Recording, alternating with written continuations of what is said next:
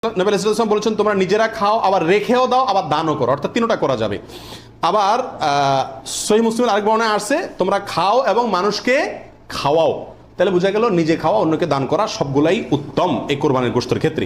49 নম্বর প্রশ্ন হলো সমাজের ভাগ বলে একটা ভাগ প্রচলিত, যেটা জায়েজ আছে কিনা। অনেক এলাকাতে কোরবানি করার পরে সমাজের ভাগ উঠায় নেয় জোর করে, বা বলা ছাড়া, জোর করা লাগে না, এমনি সবাই দেয়।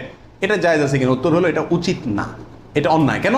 কারণ আমরা 5 জন মিলে একটা গরুতে অংশগ্রহণ করলাম, দিলাম, এখন সমাজে এক ভাগ নিয়ে তাদের মতো গরিবকেই দিল তারা, কিন্তু আমার হয়তো অন্য গরিব আছে, আত্মীয় স্বজন, আমি তাদেরকে দেবো, কিন্তু তারা তো তাদের মতো দিচ্ছে। এটা উচিত না। আমার গোষ্ঠটা আমি কি করবো না করবো সম্পূর্ণ আমাকে স্বাধীনতা দিয়েছে ইসলাম, বিধায় সেখানে এরকম অঘোষিতভাবে চাঁদাবাজি বা হয়তো অনেকে সন্তুষ্ট হয়ে দেয়, কিন্তু কারোর মনে অসন্তুষ্ট থাকতে পারে। যদি থাকে তাহলে এটা জটিলতা দেখা দিবে। এই জন্য কি হবে না, এটা উচিত হবে না। যার যারটা তাকে ভাগ করতে দেওয়া উচিত এবং উত্তম।